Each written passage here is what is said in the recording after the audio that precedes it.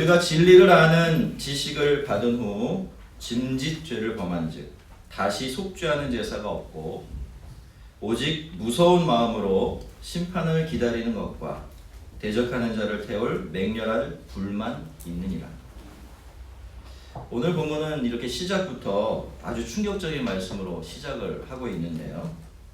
사실 이 두 구절 말씀은요, 이건 이런 뜻이다, 아니다 저런 뜻이다, 아주 오랜 세월 동안 설왕설래 이론이 참 많았던 그런 말씀입니다.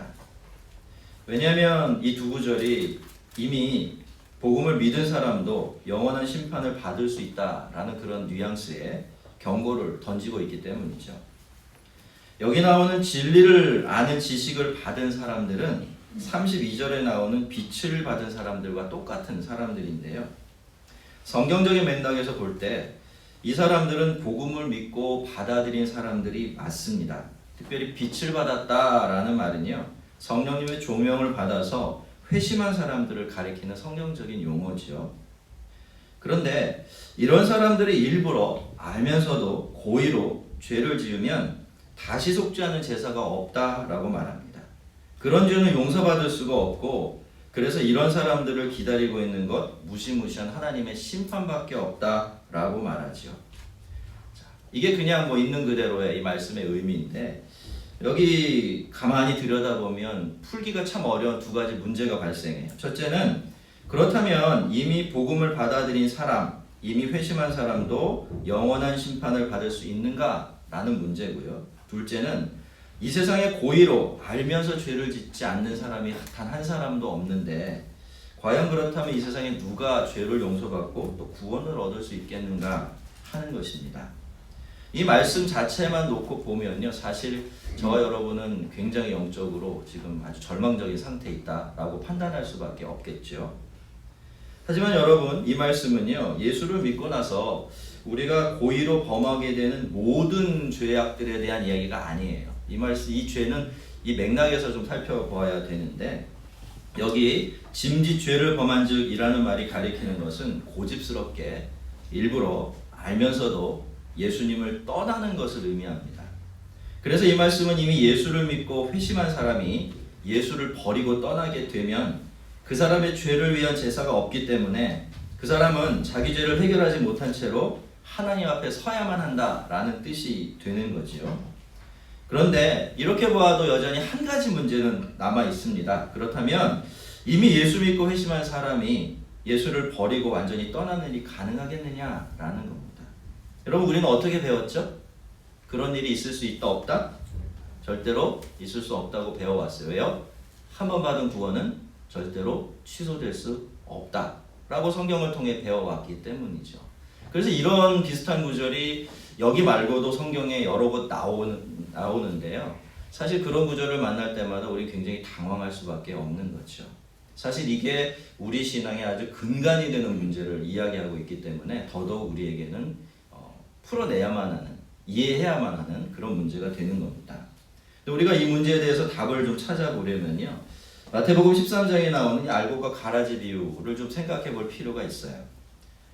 그걸 생각해 보는 게 우리에게 큰 도움이 됩니다.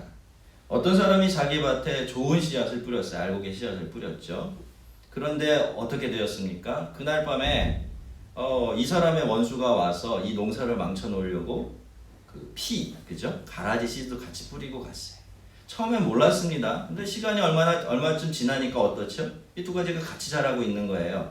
그래서 그 주인의 종들이 그걸 알아차리고는, 주인님, 우리가 가서 저 피를 다 뽑아버릴까요? 라고 이야기를 하자 주인이 뭐라고 대답합니까?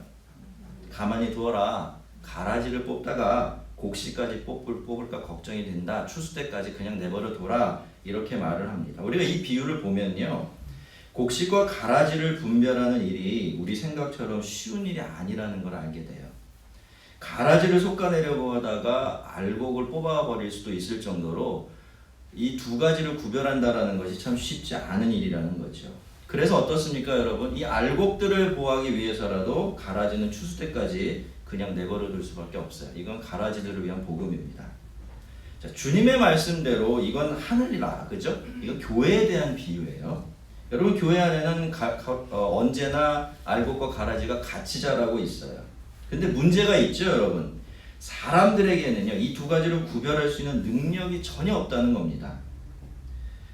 심지어 당사자도 자신이 알곡인지 가라짐인지 정확하게 알 길이 없어요. 우리가 우리 자신이나 다른 사람들의 구원을 생각할 때 늘 생각해야 될 것이 바로 이것입니다. 우리는 예수를 믿죠.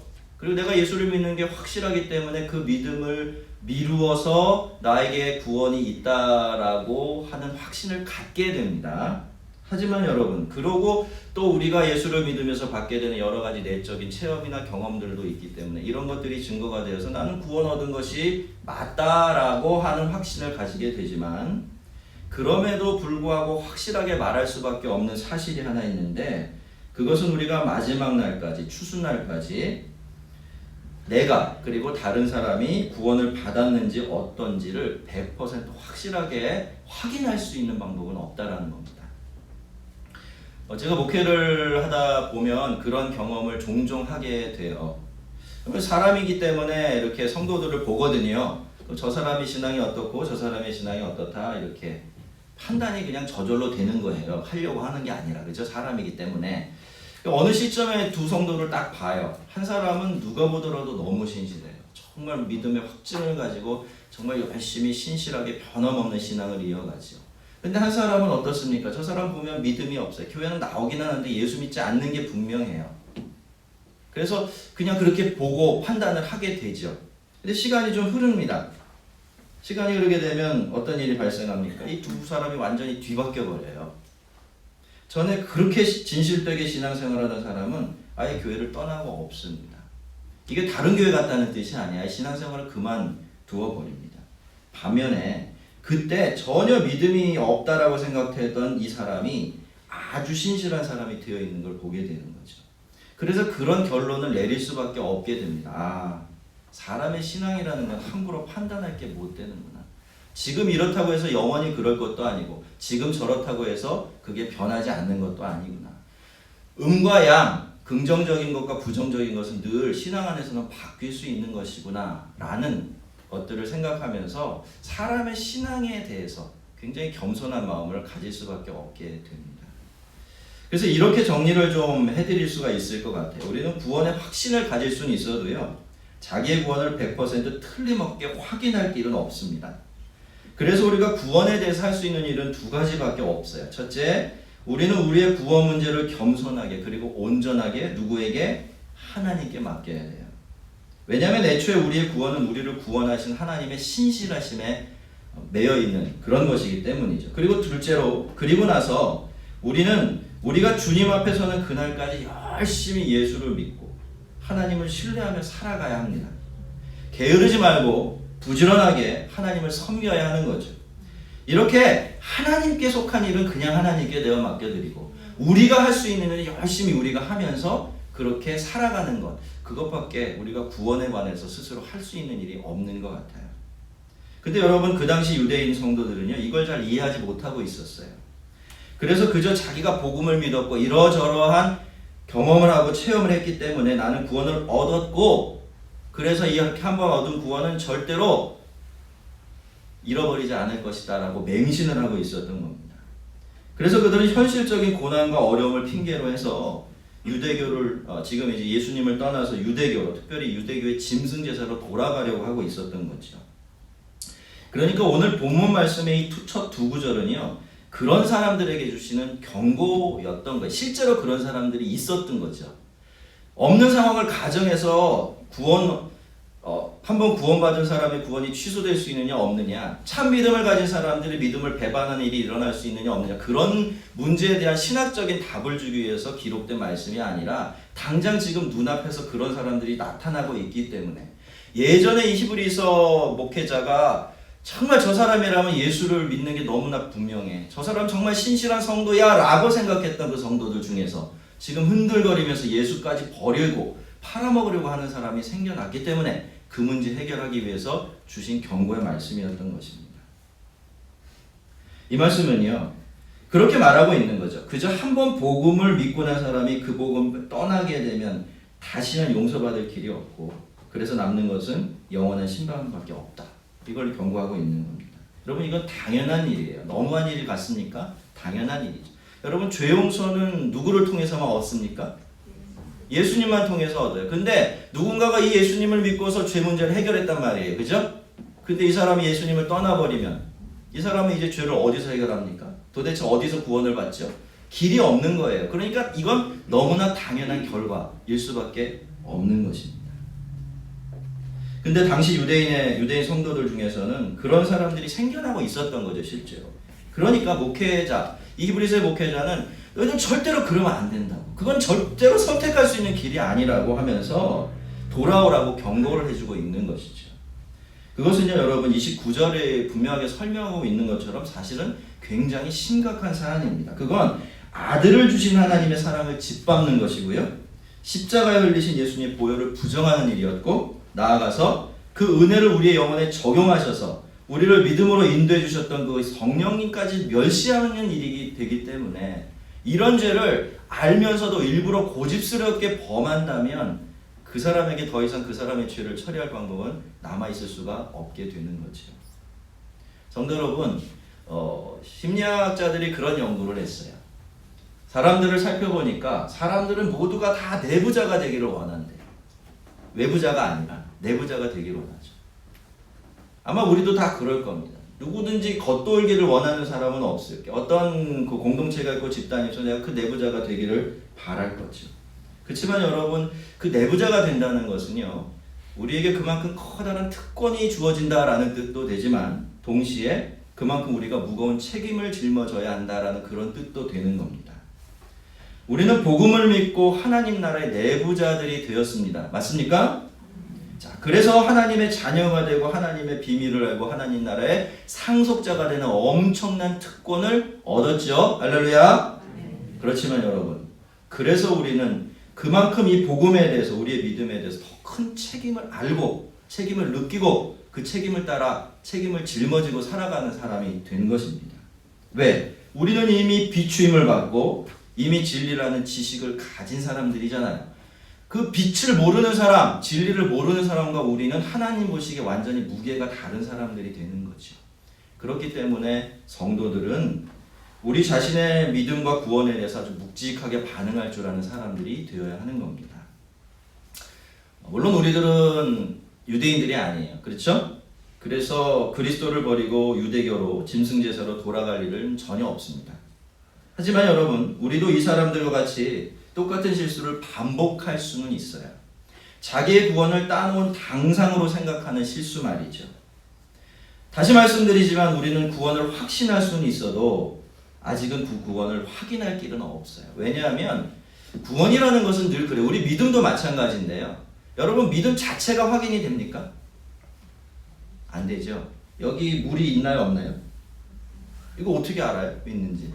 실체가 눈에 보이기 때문에, 느껴지고 만져지고, 그죠? 먹으면 목이 축여지기 때문에 그런 것들을 봐서 이 물은 당연히 있는 게 확인이 돼요.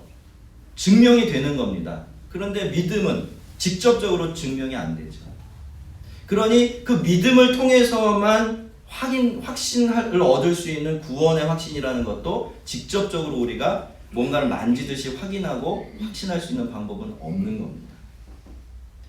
그래서 여러분, 우리가 할 수 있고 또 해야 될 일은 겸손하게 처음 열심을 잃어버리지 않고 신실하게 신앙생활하는 것밖에 없는 거예요.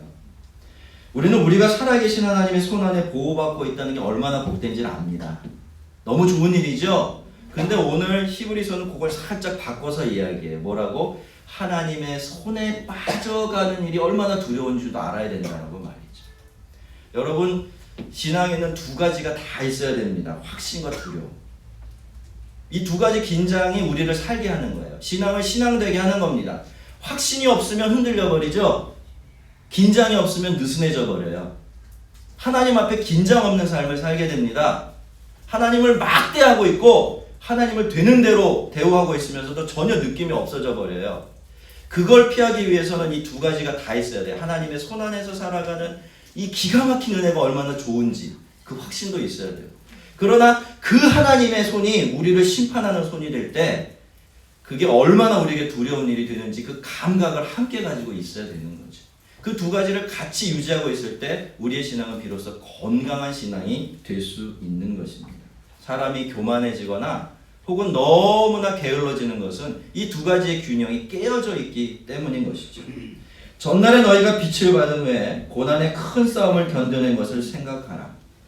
여러분, 유대인 성도들이요, 처음부터 그랬던 게 아니에요. 조금만 어려움이 있고 조금만 이 고난이 오면 금세 예수 믿는 믿음 팔아먹고 흔들리던 그런 사람들이 아니었어요.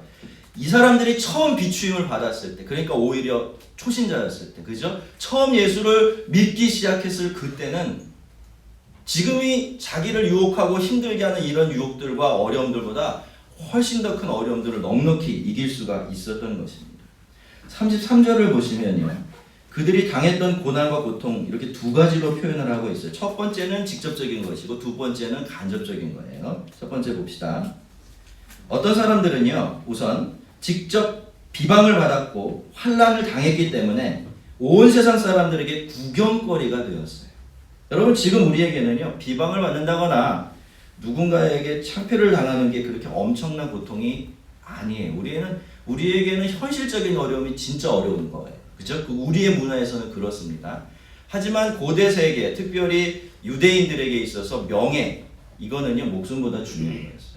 내가 창피를 당하니 차라리 내 목숨을 내놓겠다는 사람들이 정말 많을 정도로 이 명예라는 것은, 수치를 당하지 않는 일은 너무너무 중요한 일이었어요. 제가 전에도 한번 말씀을 드렸습니다만 여러분, 이런 풍습이 지금도 중동 지역에 남아있어요. 그래서 집안 사람들 중에 누군가가 예수를 믿잖아요. 근데 오빠가 그 사랑하는 자기 여동생을 가짜없이 죽여버려요. 그걸 당연하게 여깁니다. 왜 그럴까요? 그 여동생이 알라를 떠나서 예수님을 택했기 때문에 집안이 그 지역사회에서 엄청난 수치를 입은 거예요. 엄청난 불명예를 떠안게 된 겁니다. 그러니 어떻게 해결해야 돼요? 그 집안 사람들이 해결을 해야 되는 거예요. 그거를 다시 회복하려면. 그래서 자기 동생이지만 가차없이 그냥 목숨을 빼앗는 거죠. 이 사람들에게는 어떤 게 더 중요합니까? 목숨이 중요합니까? 명예가 중요합니까? 명예가 훨씬 더 중요한 거예요. 비교할 수 없을 정도로. 그러니 여러분, 그런 문화 속에서 그런 사고방식을 가지고 살았던 사람들에게 이유 없이 누군가에게 비난을 받고 비방거리가 되며 또 정말 대놓고 공개적인 이 구경거리가 되었을 때 느꼈던 그 고통이라는 게 얼마나 어마어마했겠습니까? 근데 여러분, 처음 이 사람들이 예수를 믿었을 때는요, 그런 엄청난 수치를 이 사람들이 정말 너무나 잘 견뎌냈어요. 뿐만 아닙니다. 어떤 성도들은요, 이건 좀 간접적인 것인데, 이런 형편에 있는 자들을 사귀는 자가 되었다고 말해요. 여러분, 성도들 중에서 그러니까 다행스럽게도 예수를 믿었지만 앞에 나온 사람들처럼 그렇게 큰 고통과 고난을 당하지 않아도 되는 사람들이 있었던 모양이에요. 그래서 이 사람들은 어떻습니까? 그냥 가만히 있으면 자기가 살던 삶 잘 지키면서 평안하고 수치를 느끼지 않으면서 살아갈 수가 있는데, 이 사람들은 놀랍게 그 길을 택하지 않은 거예요. 요즘 말로 커밍아웃이라고 하죠.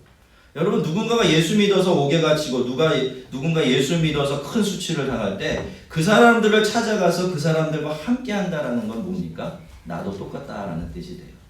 옛날 사람들에게 누군가하고 교제한다는 것은 나도 그와 동료다라는 걸 드러내는 행위였어요.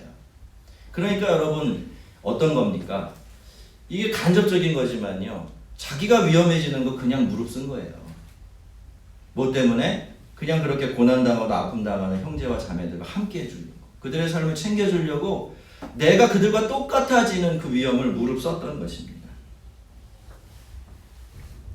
그래서 어떻게 됐습니까? 뒤에 보면 그렇기 때문에 어떻게 되죠? 자기들도 비방거리가 되고 환난을 당할 위험을 자초했고 결국은 구경거리가 되고 맙니다. 여러분, 지금 어떤 상황이죠?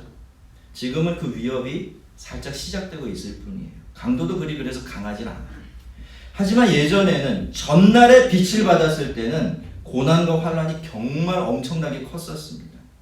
예수를 믿으면 비방을 받고 사람들의 구경거리가 되어야 될 정도로 크고 많은 어려움이 있었어요. 그런데도 그때는 성도들이 그 모든 어려움들을 넉넉하게 이겨냈는데, 지금은 너무 쉽게 복음을 그 위협 때문에 포기를 하려고 있는 거죠. 그러니 히브리서 목회자는 그런 성도들 향해 전날에 너희가 빛을 받은 후에 고난의 큰 싸움을 견뎌낸 것을 생각하라고. 얘들아, 그때도 이겼는데 더 큰 어려움도 넉넉히 참아내면서 여기까지 왔는데 왜 지금 훨씬 더 작은 어려움 앞에서 무릎을 꿇고 포기하려고 하느냐? 그러면 절대로 안 된다 라고 호소하고 있었던 거죠. 여러분, 살아보면 그래요. 우리가 예수를 믿어보면 알게 되죠. 큰 어려움만 큰 시험거리가 되는 게 절대로 아닙니다. 그렇죠? 큰 시험만 이겨내기 힘든 게 아니에요. 때로는 정말 큰 시험거리만큼 그런 것이 아니라 작고 별것 아닌 것들도 우리의 삶과 신앙을 송두리째 흔들어버릴 때가 있습니다. 사실 왜 이런 일이 발생하냐면 우리는 여러 가지 다양한 고난과 고통을 늘어놓고 이렇게 비교하면서 하나씩 당하는 게 아니잖아요. 그죠? 우리는 시간이라는 어떤 선에 살면서 그 선에 우리 앞으로 닥쳐오는 다양한 크기의 다양한 종류의 어려움들을 닥치고 살아가기 때문에 하나하나의 이 어려움들은 각각의 의미를 갖게 되고 무게를 갖게 되는 거예요. 자, 그렇기 때문에 여러분 굉장히 중요해지는 것이 하나가 있는데요. 그것은 바로 우리가 과거에 지금보다 훨씬 더 힘든 시험과 어려움을 이겨냈던 승리를 기억하는 겁니다. 그 승리의 기억으로 지금 식어져 버린 우리의 마음을 다시 덮여놓는 거예요. 자, 우리 한번 생각해 볼까요, 여러분? 성도 여러분, 여러분은 지금까지 신앙을 어떻게 지켜오셨습니까? 어떻게 지금의 신앙에 이르렀죠? 그냥 유람하듯이 설렁설렁 걸어서 여기까지 오셨나요? 아니죠, 여러분. 우리는 다 엽전의 용사들입니다. 참 힘들고 어렵게 여기까지 온 거예요. 그러느라고 당했던 오해도 많고 포기해야 됐던 것도 많고 그저 손해도 많이 보면서 그렇게 여기까지 온 겁니다. 그런데 여러분, 그런 것들에 비하면 정말 세 발의 피도 안 되는 어려움 때문에 내가 좀 더 덜 귀찮아지기 위해서, 조금 더 편안해지기 위해서 그런 유혹 때문에 여기 주저앉아야 되겠습니까? 여기 멈춰서 되겠습니까? 우리가 고등학교 때 배웠던 것처럼 고지가 바로 저긴데 예서 말 수는 없지 않겠습니까? 그러기에는 지금까지 우리가 견뎌내고 버티고 이겨온 이 싸움들이 너무 아깝잖아요. 제가 요즘에 한 2달 동안 다이어트를 하고 있거든요. 제가 원래 먹는 거 되게 좋아하는 사람이에요. 맛있는 거 좋아합니다. 그래서 뭔가 먹고 싶으면 참을 수가 없어요. 능력만 되면 무조건 먹어요. 그러다 보니까 이제 한량없이 불어나는 뱃살들과 건강의 문제들을 안게 돼서 이 건강 때문에 살을 빼게 됐어요. 한 2달 동안 거의 탄수화물, 밥을 안 먹다 보니까 살이 많이 빠졌어요. 단 것도 안 먹어요. 기름진 것도 안 먹어요. 제가 3대 좋아하는 것들이죠. 근데 이제는요, 보면서도 안 먹어요. 왜 그럴까요? 아까워요. 아까워. 아니, 지금까지 내가 살 빼느라고 이 건강 되찾느라고 참은 게 얼만데 예서 말 수는 없는 거잖아요. 그죠? 조금 힘들고 어려워도 유지해야지. 그래서 하루 날 잡아서 먹고 싶은 거 먹고 나머지 그냥 안 먹습니다. 여러분, 우리가 다이어트를 한다 할 때도 이런 본전 생각을 하게 돼 있는데 우리가 신앙생활을 할 때 본전 생각하며 살아야 되지 않겠습니까? 지금까지 어떻게 오셨어요? 쉽게 오셨습니까? 뭐 쉽게 오셨다면 저는 더 이상 할 말이 없어요. 그러나 제가 알고 있기로 여러분 중에 여기까지 오는 동안 신앙 지켜내고 이만큼 믿음 유지하기 위해서 결코 쉽지 않았을 겁니다. 근데 그 수많은 역경을 헤쳐내고 여기까지 왔는데 여기서 말겠다니. 히브리서 목회자는 그런 성도들을 보면서 안타까워서 견딜 수가 없었던 것이지요. 그래서 그렇게 얘기한 거면 너희들 있잖아. 너희들이 보통 사람들이 아니야. 너희들 옛날에 너희들 믿음 지키기 위해서 너희들이 마땅히 아주 기꺼이 치렀던 그 대가들 한번 생각해봐. 그렇게 이기면서 여기까지 왔잖아 라고 이야기합니다.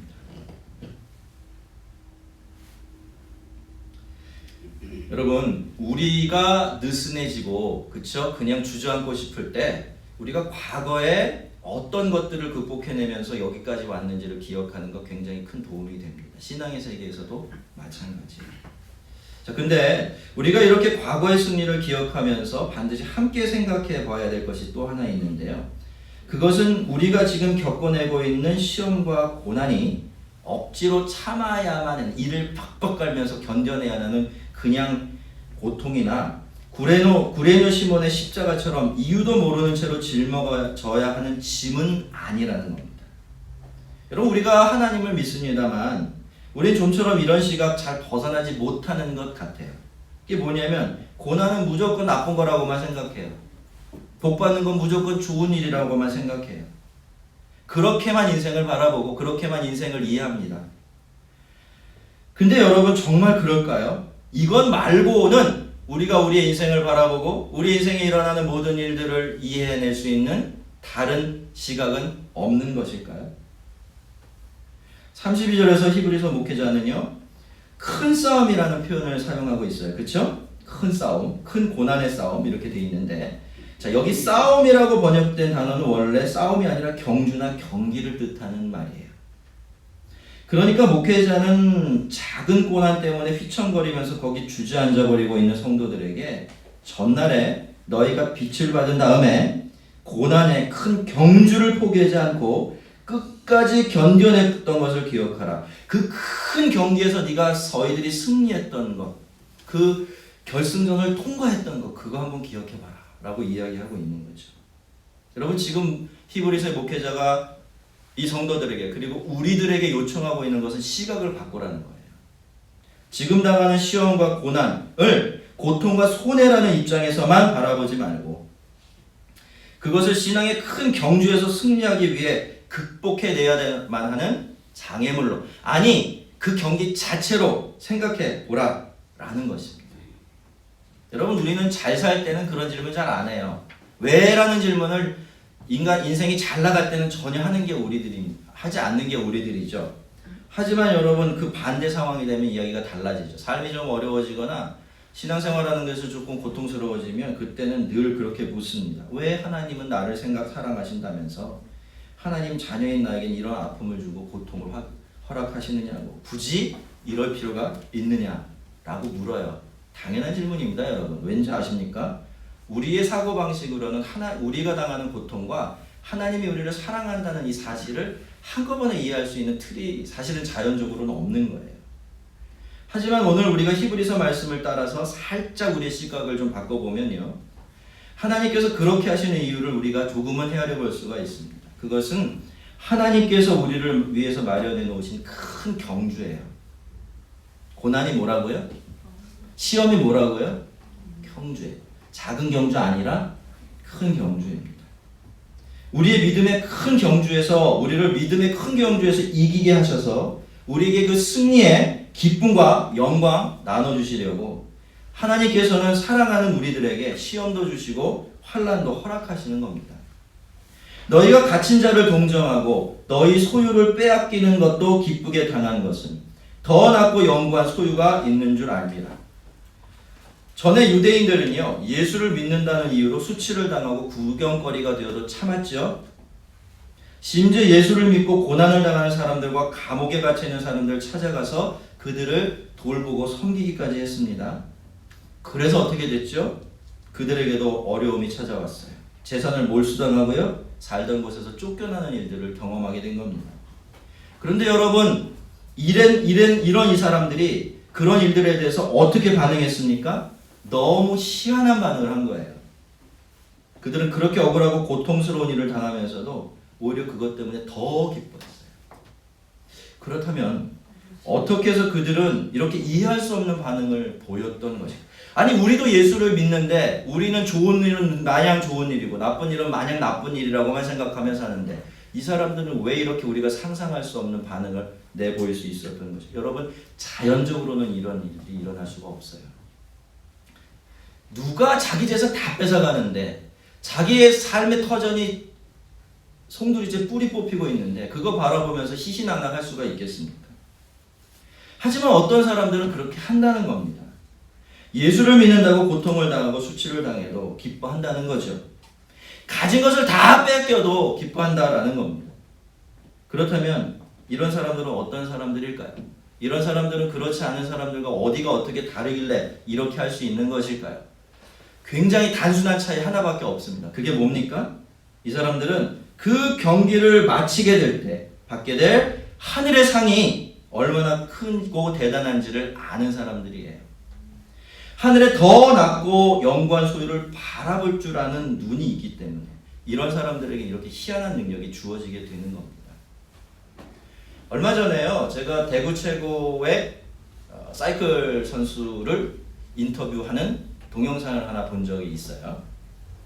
이제 고2밖에 안 됐거든요. 최고 학생이니까. 근데 그 아이는요, 눈이 오나 비가 오나, 그러니까 밖에 나가지 못하면 집 안에서라도 꼭 정해진 분량의 훈련을 완전히 하루도 빠지지 않고 감수해 낸다고 합니다. 땀을 뻘뻘 흘리면서 녹초가 될 때까지 말이죠. 인터뷰를 하시는 분이 네 목표가 뭐냐 이렇게 물었더니요. 그랬더니 그 아이가 이렇게 바로 대답해요. 항상 생각하고 있는 것이겠죠.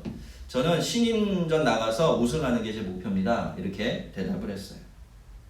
그것 때문에 그 엄청난 고통을 초등학교 때부터 지금까지 감당하고 있는 거예요. 근데 여러분요, 사실 그 아이는요, 신인전에서 우승하는 것이 얼마나 영광스러운 일인지를 정확하게 알고 있지 못해요. 그렇죠? 왜 그럴까요? 아직 우승해 본 적이 없기 때문에 그래요. 그렇지만 그 희미한 영광을 위해서 그런 고통을 감내가면서 자신의 모든 것들을 거기에 투자하면서 그렇게 지내고 있는 것입니다. 그것도 억지로가 아니라 아주 기꺼운 마음으로 말이죠. 근데 성도 여러분, 그렇다면 우리가 가진 하늘 소망은 어떨까요? 그것도 이렇게 흐릿한 겁니까? 이렇게 불분명한 것인가요? 아니죠, 여러분. 히브리서는 절대로 그렇지 않다라고 말해요. 더 낮고 영구한 소유가 있는 줄 알미라.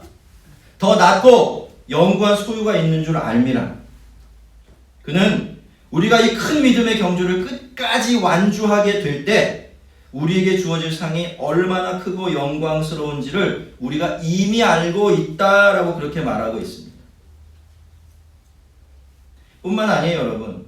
그는 이것을요, 미래의 일이 아니라 놀랍게도 현재의 일이라고 말하고 있어요. 더 낮고 영구한 소유가 주어질 것, 이렇게 말하지 않아요. 미래 시점인데 이게 뭐라고 얘기해요?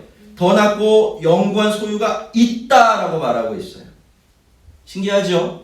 우리는 이 영광이 미래 시점에 있는 건데 이 사람은 지금 우리가 이걸 갖고 있다 이렇게 말하고 있는 거죠. 그러면 이 목회자는 왜 이렇게 말할 수가 있었겠습니까? 그것은 성도들은요, 여러분, 막연하게 하늘의 상을 기대하면서 뿌옇게 흐릿한 상태로 이 믿음 생활하는 사람들이 아니고 지금 여기서도 그 상을 맛보며 살아갈 수 있는 복이 허락된 사람들이기 때문이에요. 목회자는 너무나 잘 알고 있었어요. 지금 유대인 성도들이 겪고 있는 진짜 문제는요, 현실의 문제도 아니고요, 고난의 문제, 협박의 문제도 전혀 아니었습니다. 그들의 진짜 문제는 하늘 소망에 대한 확신이 흔들리고 있다라는 그 문제였던 것이죠. 그래서 목회자는 이 땅에 있는 그 어떤 것보다도 귀하고 영광스러운 더 낮고 영원한 하늘의 소유가 있는 사람들이 바로 너희들이 아니냐. 이게 어떤 건지 이미 알고 있는 사람들이 우리들이 아니냐. 그거 정말 모르고 있느냐. 라고 이렇게 말하고 있었던 거죠. 여러분, 누군가는 정치가 생물이라고 말하더라고요. 예측 불허라는 겁니다. 어디로 움직일지. 근데 사실 우리 신앙도 생물에 비유할 수가 있습니다. 지금 어떻다고 해서 나중을 보장할 수가 없어요. 그 반대도 마찬가지죠. 한때는 하늘 소망을 붙들고 이 땅의 모든 것들을 기쁘게 내놓을 줄 알았던 그 사람들이 이제는 작은 시험에 흔들려서 예수까지 포기하려고 든다니 참 이해하기 어려운 일이지만요, 사실 이것이 바로 우리들의 믿음이에요. 대단한 것 같지만 그렇지가 않습니다. 왜 그런지 아십니까? 믿음 자체가 그런 특성을 가지고 있는 것이 아니라 그 믿음을 담고 있는 그릇이 되는 우리가 불완전하고 변덕스럽기 때문이에요. 믿음은 문제가 없습니다, 사실. 믿음은 항상 그 모양이에요. 그죠? 근데 그것을 제대로 담아낼 틀이 늘상 흔들리기 때문에 우리의 믿음은 이럴 수도 있고 저럴 수도 있는 것이죠. 그러니까 여러분, 우리는 늘 조심해야 됩니다. 늘 겸손해야 되는 거예요. 게을러지고 느슨해지지 않도록 늘 예수 그리스도를 바라보면서 이 소망을 확실히 움켜쥐고서 자기 믿음 잘 건사하면서 살아가야 합니다. 이제 말씀을 마무리하겠습니다. 여러분, 우리는 뒤로 물러가 멸망할 자가 아니요 오직 영혼의 구원함에 이르는 믿음을 가진 자입니다. 성도 여러분, 하나님은 우리를 믿음의 큰 경주로 불러내셨습니다. 왜 부르셨죠? 무엇 때문에? 그저 참가하는데 의의를 두라고 그렇게 불러내신 겁니까? 아닙니다, 여러분. 하나님은 이기라고 우리를 불러내셨습니다. 끝까지 인내해서 이 큰 경주를 마치라고 우리를 이 영광스러운 자리로 초청해 주신 것입니다. 상 주시는 하나님은 우리에게 하늘에 더 낮고 영광 소유로 상 주시기 위해서 지금도 우리들을 이 믿음의 경기장에서 살아가게 하고 계시는 것입니다. 여러분, 지난주에도 말씀을 드렸지만요, 이 세상에 있는 모든 것들은요 예외가 없습니다. 절대로 우리의 믿음을 도와주는 법이 없습니다. 아무거나 떠올려 보세요. 좋은 건 좋아서 믿음을 방해하고요, 나쁜 건 나빠서 믿음을 방해해요. 그 모든 것들은 사실 우리의 신앙의 크고 작은 장애물이 될 뿐이에요. 그런데 여러분, 장애물이라는 게 왜 있습니까? 장애물 걸려 넘어지라고 거기 있나요? 뛰어넘으라고 있는 거죠. 뛰어넘으면서 결승점까지 가라고, 그렇게 너희의 믿음과 존재를 더 빛나고 영광스럽게 만들어 가라고 장애물은 거기 그렇게 놓여 있는 것입니다. 여러분, 장애물은 때로 높고 거칩니다. 그래서 장애물 앞에 서게 되면 우리는 그냥 포기하고 주저앉고 싶을 때가 많아요. 때로는 신발 속에 들어있는 작은 돌멩이 하나가 우리의 전체 인생의 가장 큰 장애물이 될 수도 있어요. 그렇지만 여러분, 우리가 무슨 장애물을 만나든지 반드시 생각해야 될 게 있는데, 그건 우리가 이 장애물에 속으면 안 된다는 겁니다. 여러분, 그 장애물들 우리가 다 배려해주고 존중해주다가는 절대로 우리는 결승선을 영광스럽게 통과할 수가 없습니다. 그 어떤 장애물이든지 힘주시는 주님을 의지하고 훌쩍 뛰어넘어 버리세요. 그것들은 그러라고 거기 있는 것들입니다. 우리는 뒤로 물러가 멸망할 자들이 아닙니다. 무슨 뜻입니까? 우리는 우리의 믿음을 후퇴하면 안 된다는 겁니다. 우리는 영적으로 침체하면 안 되고요, 설사 간혹 일시적으로 침체하더라도 그 자리에 계속 머물러 있으면 절대로 안 된다라는 것입니다. 우리는 뭐라고 말합니까? 오직, 다른 생각 하지 말라는 겁니다. 오직 영혼을 구원함에 이르는 믿음을 가진 사람들입니다. 잠시 잠깐 보면 오실 분 꼭 오실 거예요. 믿어지십니까? 예. 뭐 안 믿으셔도 그때 가면 후회하실지도 몰라요. 여러분, 언제나 다시 오셔서요, 우리를 큰 상으로 상주실 이 예수님을 기다리면서 우리에게 주어진 이 큰 믿음의 경주 끝까지, 그리고 영광스럽게 완주해내는 우리 모두가 되기를 주의 이름으로 축원합니다. 우리 같이 한번 기도하겠습니다.